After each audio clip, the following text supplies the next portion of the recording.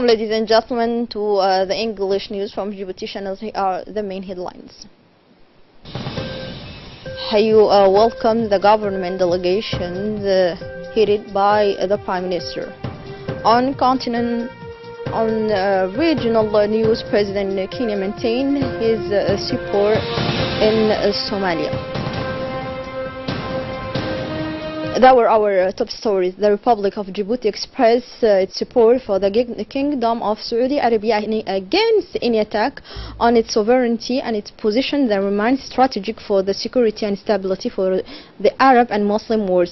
The Republic of Djibouti denounced the violence of the campaign of defamations carried out by the media against the kingdom, and at the same time reaffirms its solidarity with our Saudi brothers on their politics and efforts that seek to consolidate peace and stability to the region and international levels.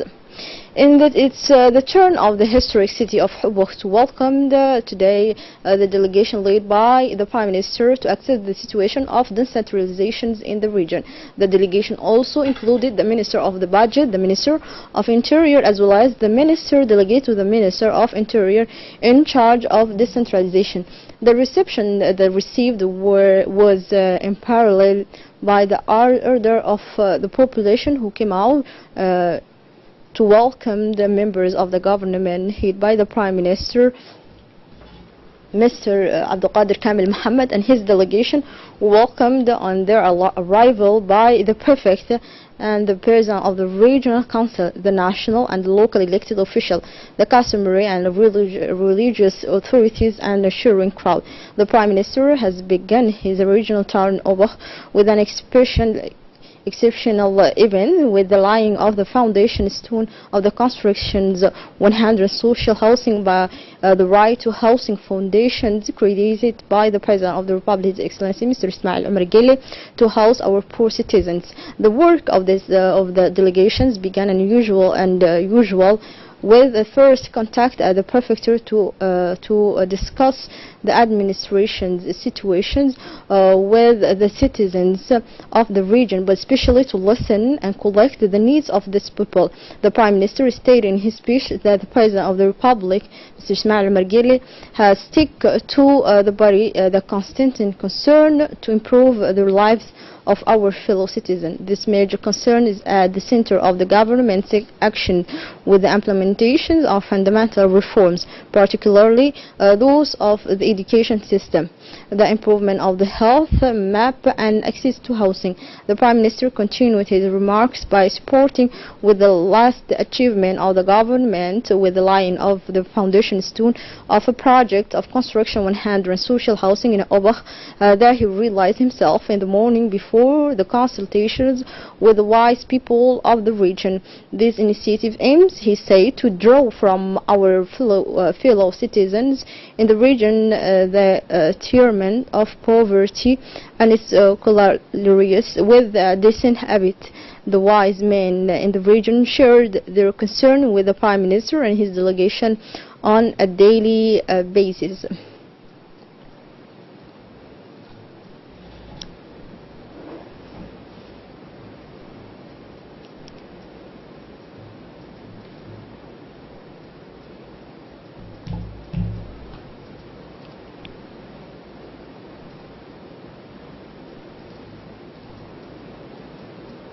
Then the Prime Minister and his delegation followed up with a meeting with the regional council, with the local elected representative and the manager of the decentralization services.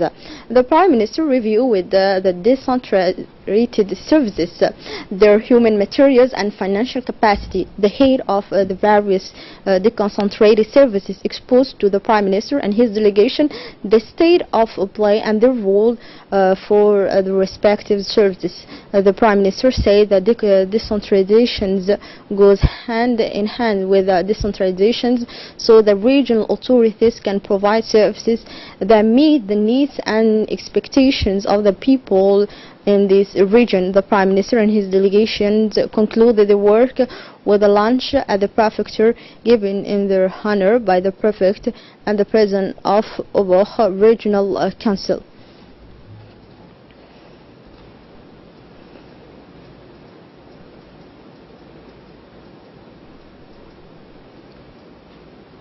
On the sideline of his turn, the Prime Minister proceeded to the laying of the first stone of 100 housing intended for the foundation EOG.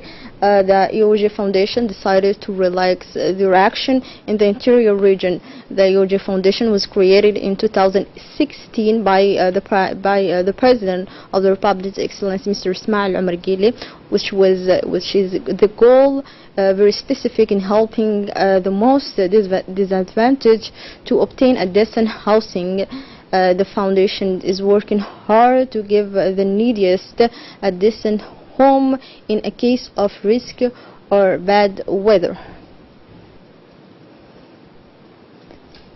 The Minister of Equipment and Transport, His Excellency Mr.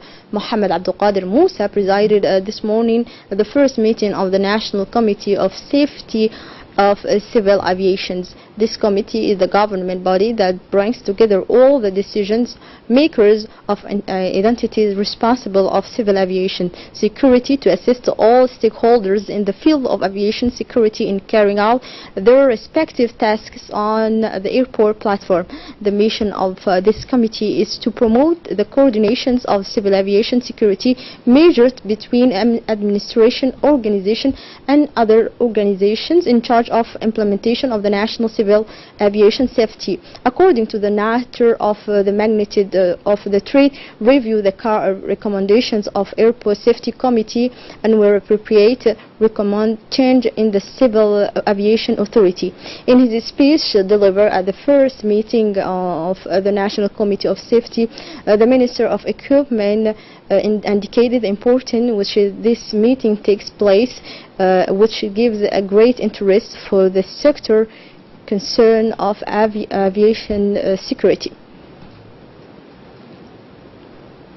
The Minister of Muslims Affairs, Culture and Welfare, Waqf, Mr. Momin Hassan Barre, received this morning in his office the Ambassador of the Federal Republic of Russia, accredited the Republic of Djibouti, Mr. Sergei. During this meeting, the Russian ambassador presented the minister with an invitation letter from his counterpart Vladimir to take part in the 7th International Culture Forum in Petersburg, held annually since 2012.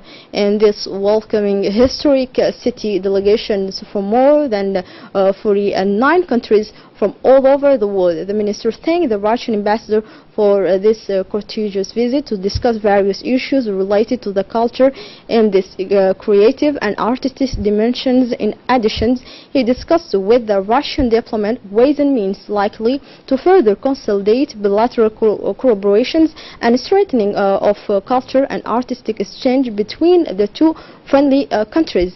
The Russian ambassador thanked the minister of the warm welcome he received during this courtesy visit, with a focus on the historical relations between the two countries. He recalled in this regard that the two countries have had close links since of accession of the Republic of Djibouti to the independence in 1977. On October, the minister this morning, the Minister of Health launched an information and sensibilization workshop for the various community leaders of Djibouti City at the level of the People Palace. The ceremony was attended by the health partner, including HO, UNICEF, EOM, UNHCR, Minister of Health official and civil society organization. In his opening statement, the Minister of Health renewed his thanks to those organizations, alliance partner, who are working for more effective vaccinations program in Djibouti. The Minister of Health also recalled the country's progress in the area of routine immunizations and reaffirmed the country's commitment to continue the global wild poliovirus initiative in several countries in the region. UNICEF deputy representatives and WHO representative reiterated the commitment of those organizations to accompany countries to eliminate wild poliovirus worldwide and urging the population to join this vaccination campaign by promoting children's access to vaccinators. Only good health can guarantee children's well-being and development, they added. In his turn, the Minister of Health urged community leaders to become more involved in outreach and community mobilization to bring a key message of immunizations to the community. And now let's move to the continental news and regional news. The president in Kenya said that he maintained his soldiers in Kenya. For more detail, let's follow this report. Kenya President Uhuru Kenyatta said on Sunday the country's military will continue their mission in Somalia until peace and stability in the Horn of Africa nation is released. Kenyatta vowed he will not withdraw Kenya Defense Force KDF military from Somalia before peace and stability is restored. Islamist militant group Al-Shabaab is fighting to overthrow the international-backed Somali government, but has also carried out attacks in neighboring Kenya, which has deployed troops as part of a mission. Kenyatta hailed four of the force in safekeeping mission, stating that Kenya cannot let down its guard until the complex transnational terror networks operating in the Horn of Africa region are completely removed. The president said there is a need to ensure that Kenya borders remain secure, a role the KDF has played with pride, courage and determination. Arrive at the end of this news edition. Thank you for watching us. Goodbye.